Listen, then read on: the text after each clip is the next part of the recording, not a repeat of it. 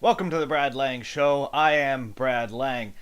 After the tragic death of Heather Heyer in Charlottesville last week, the country has rightly focused on condemning political extremists.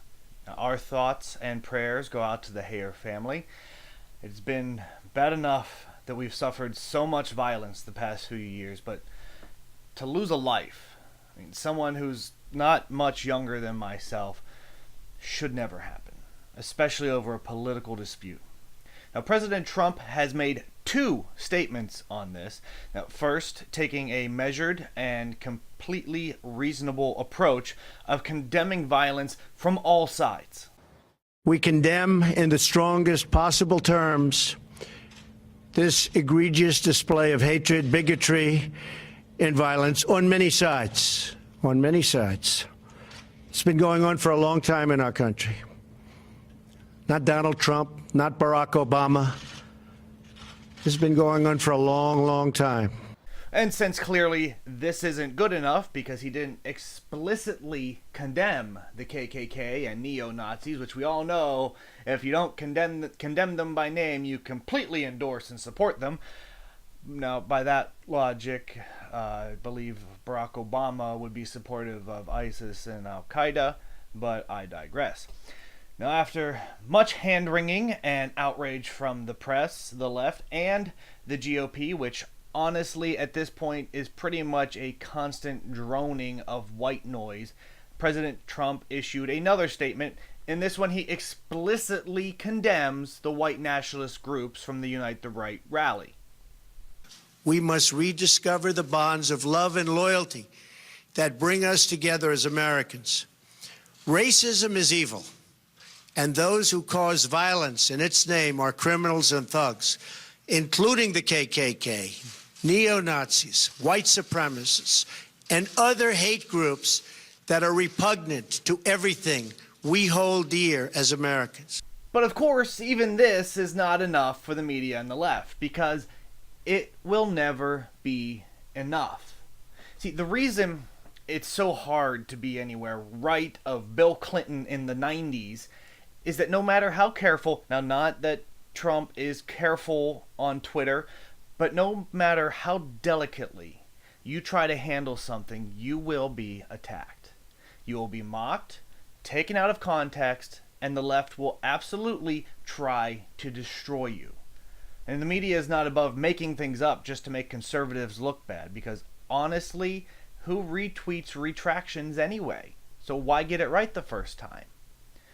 Now, before we go forward, let me just say, in case there's any confusion, that I absolutely, 100%, unequivocally condemn any neo-Nazis, white supremacists, and in my opinion, the KKK, although wholly a creation of the Democratic Party, you can also right off. Now, you see what I did there? You see, although I tend to lean more to the right politically, I can also recognize ignorant, hateful people who are prone to violence and say that I totally disagree and do not support them. So why can't the left do this? You see, some of the alt-right is fringe, extreme political ideology that we denounce. But what about the alt-left?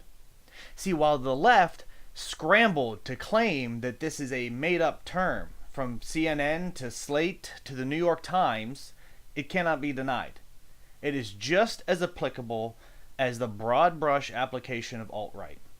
From covering anyone from Ben Shapiro at the Daily Wire to Gavin McInnes and Lauren Southern, all the way to freaking Alex Jones at InfoWars, because that's alt. As broad as the belief structure is on the proclaimed alt-right, the alt-left is actually more ideologically pure. Now, they all rally around the two major ideas of wealth and race.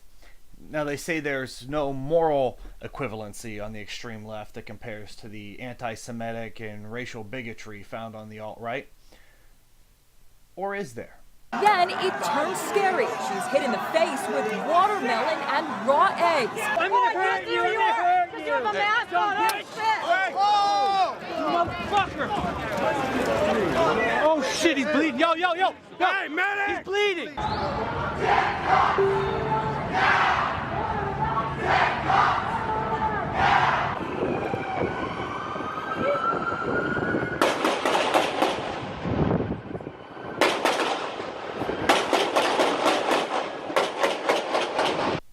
You see, while many on the right, all of which is considered alt-right by the media, will condemn the KKK, white supremacists, and Nazis.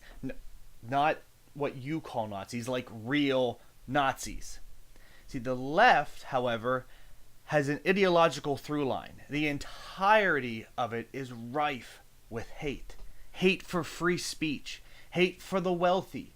Hate for, well, anyone who has a conservative viewpoint that is expressing it in a public venue or a private venue or anywhere, really. I mean, was it not hate that drove someone to do this or this or this? As I've covered in a previous video, which you can see in the link, the alt-left has grown not only in size and scope, but in their utilization of violence as a tactic. The Occupy movement is alt-left. Glass shattered and anarchists sprang out of the crowd and launched this full-on assault. American Apparel, Nike Town, and a few banks all got hit. BLM is alt-left, and they have killed people. Bacon, fry like bacon, pigs in a blanket, fry like bacon, pigs in a blanket, fry like bacon, pigs in a blanket, fry like bacon. Antifa is alt-left. Sir, do you see this? Is there no action that's going to be taken? These violent anti-fascists, they're not going to have anything done to them, are they? Nazi, come get the off our street, get the fuck off our Are these people going to do anything? Get the fuck off our street. They say we don't have freedom of speech. Need to go, boy. They say we should. Be nice. Come here, Get Nazi. off our streets. Get the fuck off our street, piece of shit. Fuck you. Sir, please. I'm just here to protest. Fuck off our street. Please. You know, or maybe I'm wrong. Maybe while the right has a more extreme element within the alt-right, perhaps there is no comparable extreme left or alt-left. Because it seems to me that it's really become the mainstream of the Democratic Party. To stay up to date on all the latest content and videos, be sure to click subscribe, and you can find me on Twitter @BradLangShow. Thanks for watching.